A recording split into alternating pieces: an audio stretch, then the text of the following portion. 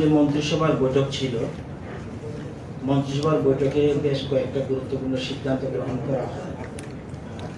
তো আমাদের আপনারা জানেন যে আমাদের মন্ত্রিসভার নতুন মন্ত্রী 3 জন হয়েছেন। এর মধ্যে আমার সাথে যিনি বসেছেন সুশান্ত চৌধুরী, আপনাদের পরিচিত নাম ইয়াং এনার্জেটিক। তো উনি আইসিইউ দপ্তরের উনি দপ্তর চালাচ্ছেন। এখন থেকে ক্যাবিনেট ব্রিফিং উনি করবেন। তো আজকের ক্যাবিনেট ব্রিফিংয়ে যেসব জিনিস আজ ক্যাবিনেটে আমাদের ব্রিফিং হয়েছে এবং ক্যাবিনেট সর্বসম্মতি হয়েছে সেই ব্যাপারে আমাদেরকে উনি বিস্তারিত বলবেন।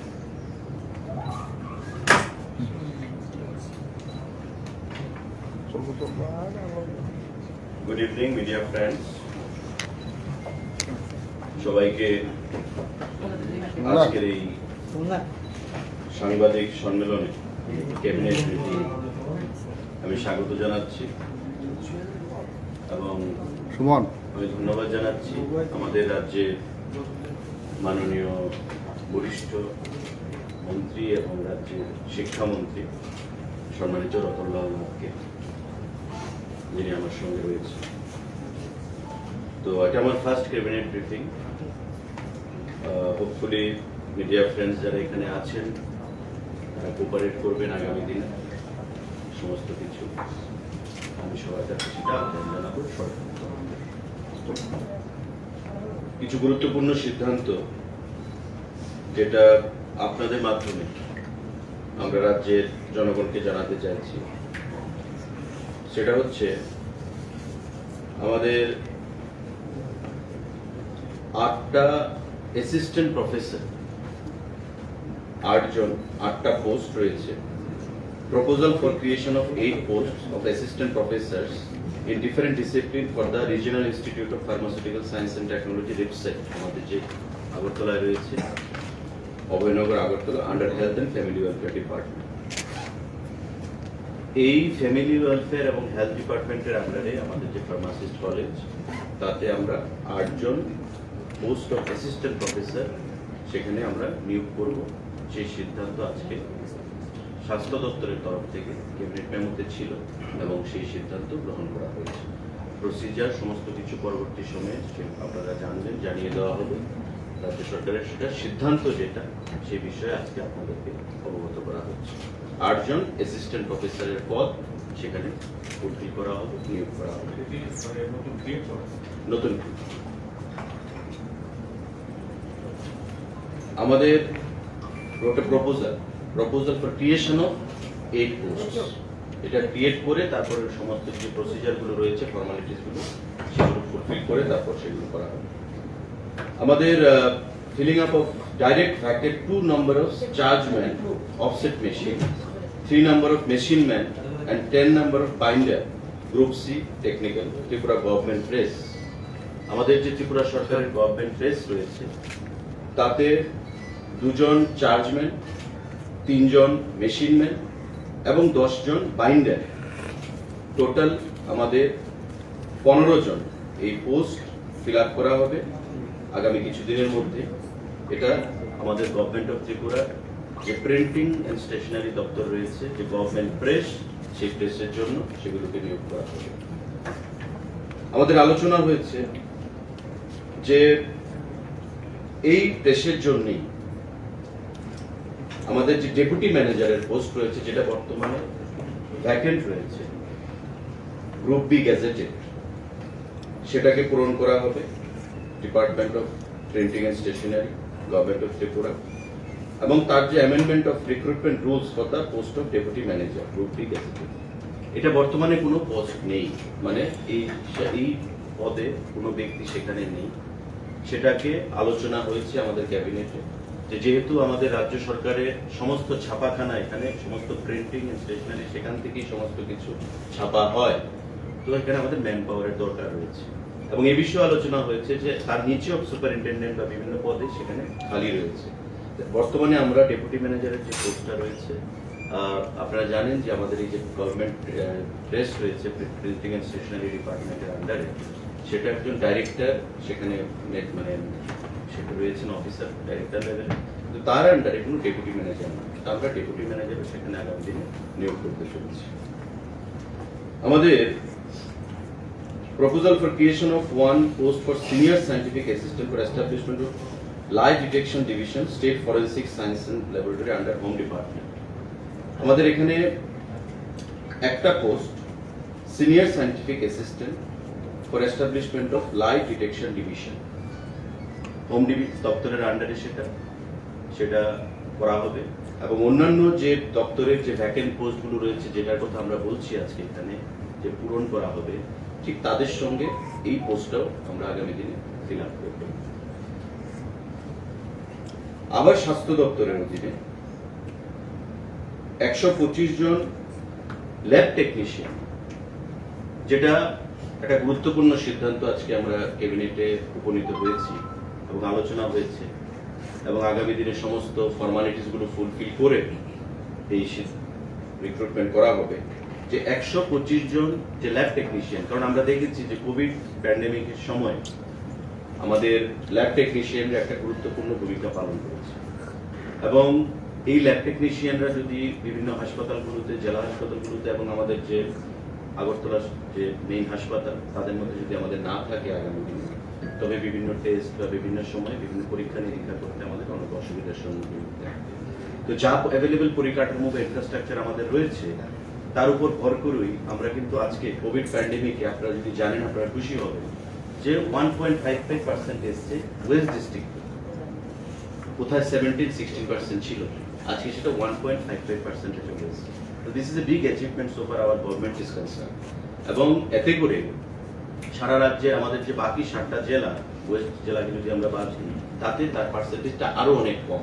তো মানে আমরা ধরে নিতে পারি যে কোভিড যে pandemic, it is in declining mode, এবং আগামী দিনে আমাদের যে পূজার মধ্যে আমাদের অনেকটা সতর্ক থাকতে হবে।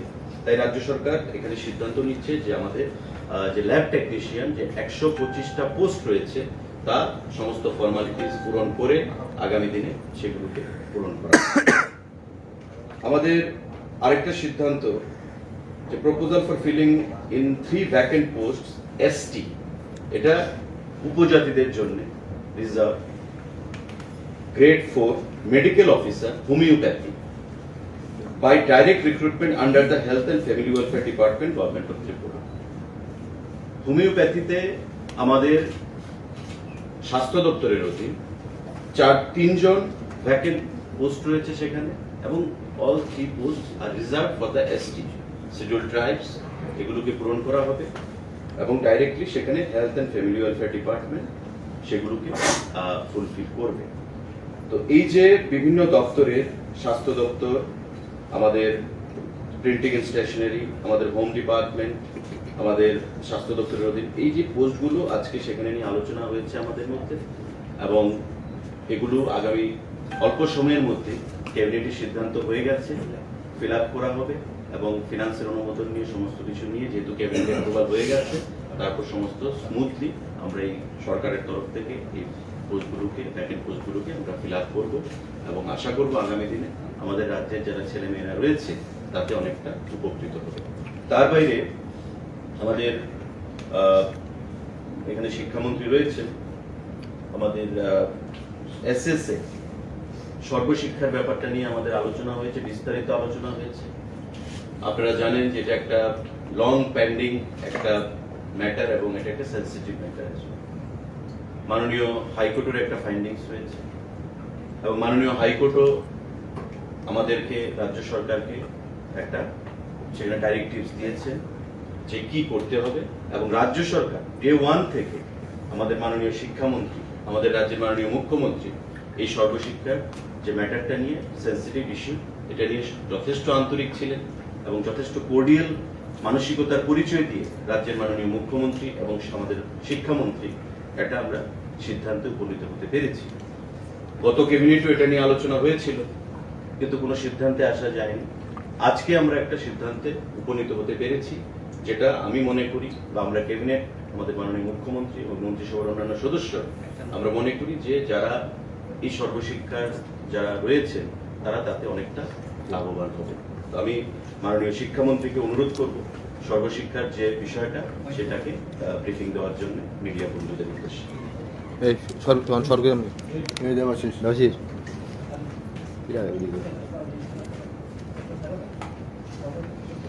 আপনারা জানেন যে সর্বশিক্ষা অভিযান প্রকল্পে সমগ্র শিক্ষা অভিযানে সমগ্র শিক্ষায় মোট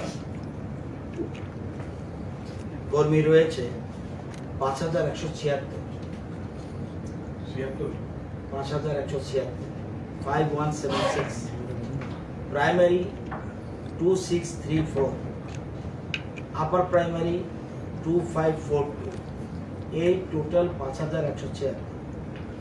তাদের পক্ষ থেকে উচ্চ আদালতে মামলা করা হয়। মামলার মূল যে জায়গাগুলি, মামলার রায় দেয় 23/2/2021।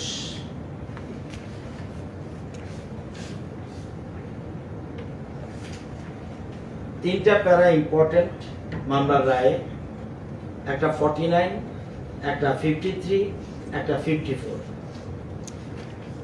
49 প্যারাতে হাইকোর্ট বলেছে, coming to the last of the government's objection regarding qualification of the teachers, to begin with, we are not inclined to go into individual qualification held by every teacher, which of course would be subject matter for the government to examine. We only propose to clear certain legal issues. কারণ হাইকোর্টে যখন মামলা চলছিল, পিটিশনারের পক্ষে বলা হয়েছিল, the petitioners have pointed out that they have all cleared DLED examination successfully and for which they have been granted certificates by the recognized institutions. Actually এটা ঠিক নয়।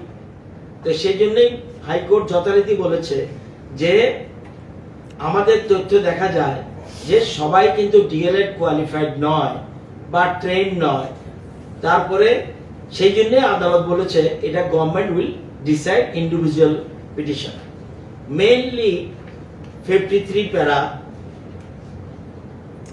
কোর্ট বলেছে, we are therefore of the view that the petitioners must receive the remuneration in regular scale of pay assigned to the primary, upper primary government teachers.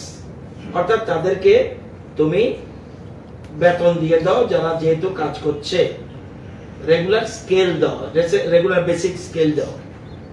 আর 54 এসে আসলটা বলছে, the petitioners would have a right to be regularized after 10 years of continuous and uninterrupted engagement from initial appointment. It would be up to the government to consider them for regularization either in existing vacant posts of government teachers or to sanction new posts of associate teachers by creating such cadre if so advised. It would be open for the government to frame a scheme providing for further terms and conditions on which such regularization shall be done. ইচ্ছা করলে এই রায়ের বিরুদ্ধে government SLP তে যেতে পারত, কিন্তু রাজ্য সরকার, রাজ্যের মুখ্যমন্ত্রী বা রাজ্য মন্ত্রিসভা চায় না যে দীর্ঘদিন ধরে সর্বশিক্ষার কাজে যুক্ত সর্বশিক্ষা যেহেতু সোসাইটির আন্ডারে, এটা ডাইরেক্ট গভর্নমেন্টের আন্ডারে না, সোসাইটির আন্ডারে, ইচ্ছা করলে গভর্নমেন্ট যেতে পারত, কিন্তু না, গভর্নমেন্ট বলছে না, আমাদের যতটুকু ক্ষমতা আছে ততটুকু আমাদের করে দেখানো উচিত। সেই জন্য গভর্নমেন্ট আজকে থ্রেড বেড ডিসকাশনের পরে সিদ্ধান্ত নিয়েছে যে যারা, এটা আপনাদের জেনে রাখা ভালো, এখানে টেট কোয়ালিফাইড আছে 45-এর মতো, অ্যাকুরেট ফিগারটা আরো বাড়তেও পারে, 45-এর মতো। আর at present trained অর্থাৎ DElEd training during the service period 4502 রয়েছে যারা ডিএলএড কমপ্লিট করেছে। 575 আছে ডিএলএড পড়ছে বা ক্লিয়ার করেনি, এখনো কমপ্লিট করেনি, তাদের সংখ্যা 575। আর 54 আছে কেউ মাধ্যমিক পাস বা হায়ার সেকেন্ডারি 50% মার্কস নেই, এরকম একটা সংখ্যা আছে 54। রাজ্য সরকার সিদ্ধান্ত নিয়েছে যারা, এবং যেহেতু স্কিম করার কথা বলছে, হাইকোর্ট বলছে তোমরা প্রথম হলো তাদেরকে বেতন দাও, রেগুলার পে স্কেল দাও, বেসিক যেটা আছে স্কেলটা দাও, এবং রেগুলারাইজ করার ক্ষেত্রে তোমরা স্কিম বানাও। রাজ্য সরকার যথারীতি হাইকোর্টের অর্ডারকে মান্যতা দিয়ে রাজ্য সরকার আমরা সিদ্ধান্ত নিয়েছি তাদের জন্য একটা স্কিম তৈরি করা হয়েছে কিভাবে তাদের রেগুলারাইজ করা যায়। সেজন্য আমরা সিদ্ধান্ত নিয়েছি যারা টেট কোয়ালিফাইড সবাই রেগুলারাইজড হয়ে যাবে। আজকে মন্ত্রিসভা এই সিদ্ধান্ত গ্রহণ করেছে, রেগুলারাইজ হয়ে যাবে, তাদেরকে রেগুলারাইজ করা হবে। এবং যেদিন থেকে সিদ্ধান্ত দিয়েছে হাইকোর্ট 23/2/2021 থেকেই তাদের রেগুলারাইজ করা হবে। সেকেন্ডলি, যারা বিরাট সংখ্যক, যারা 4502, এদের সংখ্যাটাই বড়, যারা টেট করেনি অথচ তারা ডিএলএড কমপ্লিট করেছে এবং 2001-এর পরে 2001-এর নর্মস অনুযায়ী করেনি, কিন্তু তাদেরকেও রাজ্য সরকার ইকুয়াল পে দিবে, বেসিকটা দেবে, ইনক্লুডিং 3% ইনক্রিমেন্ট, ইয়ারলি ইনক্রিমেন্ট যেটা, এটাও দিয়ে দেবে। এবং যারা 54 যারা আছে, যারা মাধ্যমিক করেনি, মাধ্যমিক করেছে, হায়ার সেকেন্ডারি করেনি বা হায়ার সেকেন্ডারি পাস করলেও 50% নেই, তাদেরকে এনআইওএস এর মাধ্যমে তাদেরকে আমাদের খরচে তাদেরকে আমরা ভর্তির ব্যবস্থা করিয়ে অতি সত্বর, এটা 5 বছরের জন্য আমরা টোটাল স্কিম নিয়েছি, যার যে সময় লাগে এর মধ্যে আমরা তাদেরকে হায়ার সেকেন্ডারি পাস করে 50% মার্কস পাওয়া যেদের পেতে পারে তার জন্য যা যা স্কোপ করা, যা যা কোচিং দেওয়া সব সরকারি খরচে ব্যবস্থা করা হবে। এবং যারা ডিএলএড নেই তাদেরকে ডায়েটের মাধ্যমে, আমাদের সরকারি ডায়েটের মাধ্যমে তাদের সুবিধা মতো জায়গায় পোস্টিং দেওয়া হবে যাতে ডায়েট করতে পারে। ডায়েটের মাধ্যমে তাদের ডিএলএড কোর্স কমপ্লিট করা হবে। যখনই ডিএলএড কোর্স কমপ্লিট করা হবে তখনই তাদেরকে যথারীতি আবার ওই বেসিক স্কেল যেটা পে স্কেল, রেগুলার স্কেল, এটা দিয়ে দেওয়া হবে। এবং এটা ক্রমশ কন্টিনিউ 5 ইয়ার্সের মতো রাখবো, যাতে যার যে সময় লাগে সে অনুযায়ী সরকার থেকে সময় সময় তাদেরকে সকল সুবিধা মতো কোচিং থেকে আরম্ভ করে সবকিছু করে দেওয়া হবে। এই হলো ব্যাপারটা। আজকে আমরা রাজ্য মন্ত্রিসভা এই সিদ্ধান্ত গ্রহণ করেছি। আমরা মনে করি এর থেকে বেশি কিছু করার মতো আমাদের পজিশন ছিল না। আমরা জানি তারা সোসাইটির এমপ্লয়ি, যদিও সোসাইটির চেয়ারম্যান আমাদের মাননীয় মুখ্যমন্ত্রী নিজেই, কিন্তু সেই জন্য মুখ্যমন্ত্রী চাইছে যে তাদের জিনিসটা যেন সঠিকভাবে হয়। এই জন্য রাজ্য মন্ত্রিসভা আজকে এই সিদ্ধান্ত, এবং এটা আমরা মনে করি এটা তাদের জন্য খুব গুরুত্বপূর্ণ সিদ্ধান্ত আমরা মন্ত্রিসভা গ্রহণ করেছি।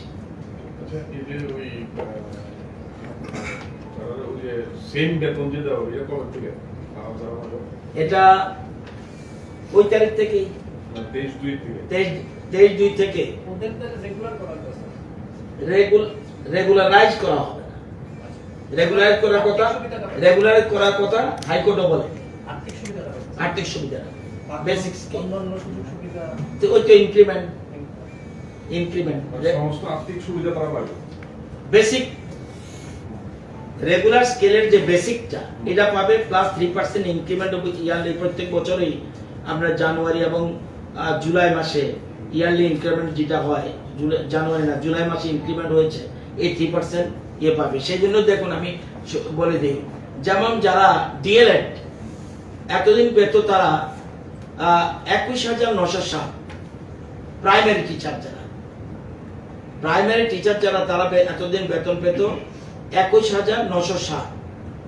যেদিন জাজমেন্ট হয়েছে ওই দিন থেকে জুন পর্যন্ত ওরা বেতন পাবে 25,500।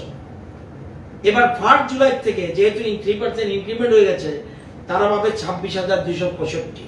মানে এখন আজকে যদি বেতন দেওয়া হয় তা সে পাবে 26,265, 3% ইনক্রিমেন্ট সহ। কিন্তু তারা সব ওই তারিখ থেকে হবে যেদিন জাজমেন্ট দেওয়া হয়েছে যা যা বেসিক ছিল সেই বেসিক দেওয়া হবে। আপার প্রাইমারির ক্ষেত্রে তারা আগে পেত 27,711, তারা 23/2 থেকে জুন পর্যন্ত পাবে 35,851, আবার 1 জুলাই থেকে তারা পেয়ে যাবে 36,850, যেতে 3% ইনক্রিমেন্ট ইনক্লুড হয়ে গেল। এটা হবে এই আচ্ছা, এই যে যারা ডিএলএড করছে, ডিএলএড করছে তারা, তাদের কথা যারা বলছি। ডিএলএড করছে তারা তো পরবর্তী সময় টেট দিয়ে তো যখন টেট যেদিন টেট হবে সেদিন তারা যেদিন রেগুলারাইজ রেগুলারই হয়ে যাবে। নতুবা বেসিক এখন চলতি যদি তারা ছুটি নিয়ে আমার কোনো সুবিধা করে একটা কমপ্লিট করে তাহলে তারা এটা হলো রেগুলারাইজ। কোয়ালিফিকেশনের টেস্ট রাখা হয়েছে ফর রেগুলারাইজেশন। এটা রাখা হয়েছে, এটা অলরেডি হাইকোর্টও বলেছে ইন্ডিভিজুয়াল কোয়ালিফিকেশন আমরা কিছু কথা বলবো না, সেটা স্কিম বানাক, গভর্নমেন্ট একটা স্কিম বানাক, গভর্নমেন্ট স্কিম বানিয়ে যদি যেরকম ভাবে করতে চায় করুক, আমরা সেরকম ভাবেই গভর্নমেন্ট স্কিম বানিয়েছি। যারা রেগুলারাইজ হতে হবে তারা টেট কোয়ালিফাইড হতে হবে, আর বেসিক স্কেলটা যেটা এটা অন্যরা পাবে, বিশেষ করে ডিএলএড যারা কমপ্লিট করেছে। This is to comply with the guidelines or directives of the High Court. Honorable High Court. হাইকোর্টের সিদ্ধান্ত মতে আমরা এটা আপডেট করা হয়েছে। Thank you. আচ্ছা, একটু অন্য প্রসঙ্গে যাবো। এই অন্য যে আপনি যে অন্য রিক্রুটমেন্টগুলির কথা বলেন বিভিন্ন দপ্তরে, ওটির মানে রিক্রুটমেন্ট সিস্টেম কি থাকবে? মানে দপ্তর নিজে করবে না? এটা যেমন ল্যাব টেকনিশিয়ান আমাদের যে 125টা হেলথ ডিপার্টমেন্টে ল্যাব টেকনিশিয়ানের কোর্স আছে, এখন দপ্তর বিবেচনা করব। আমি আজকে আমরা সাংবাদিক সম্মেলনে আমরা আপনাদের বলেছি যে decision we have taken, okay, প্রসেসটা modalities it will be decided by the concern department দেখবে যে ডিসিশন কি নেবে, কি মডালিটিস হবে, কি স্ট্র্যাটেজি হবে, এটা তারা দেখবে। তো ডিসিশন হ্যাজ বিন টেকেন যে আমাদের এই পোস্টে আমাদের কত নাম্বার অফ ভ্যাকেন্সি আছে বা আমরা ক্রিয়েট করেছি সব সরকারি দপ্তর, তার উপর সেখানে রিক্রুটমেন্ট হবে। কালকে তৃণমূলের পদযাত্রা হাইকোর্ট যারা পারমিশন দেয়নি, তো তারা সাংবাদিক সম্মেলন করে বলেছে যে কালকে ওরা পদযাত্রা করবে। এই ক্ষেত্রে সরকারের বা প্রশাসন কি থাকবে?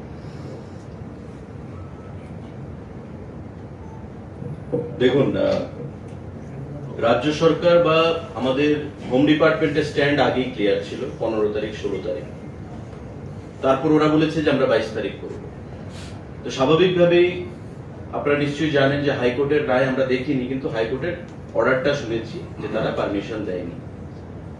কেন দেয়নি তারও নিশ্চয়ই গ্রাউন্ড রয়েছে। তো হাইকোর্টের রায়ের উপর আমরা কিছু বলতে চাইবো না। এখন যদি হাইকোর্টের রায়কে অমান্য করে কেউ কিছু করতে চায়, তবে law will take its own course. High Court will have to take a call on that. এবং আইনের উপর কারোর আস্থা আছে কি আস্থা নেই সেটা তাতেই প্রমাণ হবে যদি কেউ হাইকোর্টের রায়ের বিরুদ্ধে গিয়ে কথা বলতে চায় বা কোনো অ্যাক্টিভিটিস করতে চায়।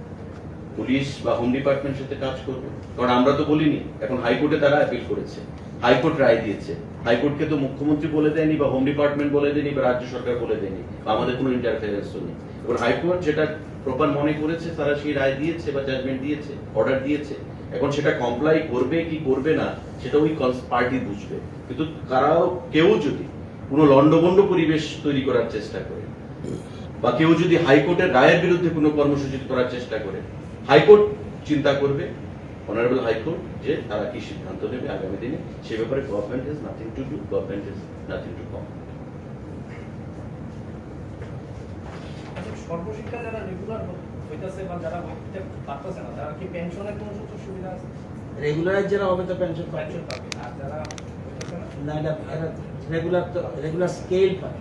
মানে এতে করে এই যে সর্বশিক্ষার যে পরিবারগুলো একটা অনিশ্চয়তার মধ্যে ছিল আদৌ তাদের ভবিষ্যৎ নিয়ে কি হবে, সেটা গভর্নমেন্টের কোর্ডিয়াল যে অ্যাপ্রোচ, মাননীয় মুখ্যমন্ত্রী এবং আমাদের মাননীয় শিক্ষামন্ত্রী, একটা লং পেন্ডিং ডিমান্ড, একটা ইস্যু, সেন্সিটিভ ইস্যু। কারণ তার আগে আমরা দেখেছি 10,323 তদানীন্তন সরকারের মূর্খামি এবং তদানীন্তন সরকারের ওভার রাজনীতির কারণে আজকে এই পরিবারগুলো অন্ধকারের কানাগুলিতে এসেছে। স্বাভাবিকভাবেই আমাদের সরকার, আমরা সেটা চাইনি, আমাদের মাননীয় মুখ্যমন্ত্রী বা আমাদের মাননীয় শিক্ষামন্ত্রী সেটা চাইনি যে এই পরিবারগুলোর সঙ্গেও সেই জিনিসটা ঘটুক। তাই অনেক চিন্তা করে বিবেচনা করে আর্থিক সঙ্গতির কথা মাথায় রেখে কিপিং এভরিথিং আন্ডার কনসিডারেশন এই সিদ্ধান্তটা আমরা উপনীত হতে পেরেছি ক্যাবিনেট, এবং এতে করে আমরা বিশ্বাস করি যে মাননীয় হাইকোর্ট যা রায় দিয়েছে সেটাকে আপিল করা হয়েছে, এবং এই যে পরিবারগুলো একটা অনিশ্চয়তার মধ্যে ছিল তাদের পরিবারের মধ্যে এটা আমরা হাসি ফোটাতে পারবো। ধন্যবাদ। আচ্ছা, কত টাকা লাগে এই যে SSL? 29 কোটির উপরে 30 কোটি বছরে। অতিরিক্ত। এটা টোটাল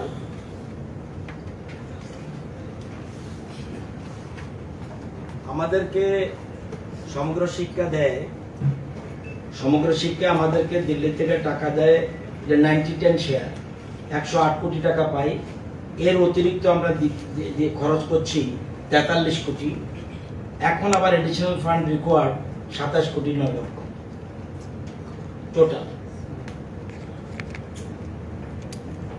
এই ইমপ্লিমেন্ট করতে গিয়ে, এখন যে ইমপ্লিমেন্ট করব, এই ইমপ্লিমেন্ট করতে গিয়ে আরো অতিরিক্ত 27 কোটি 9 লক্ষ টাকা।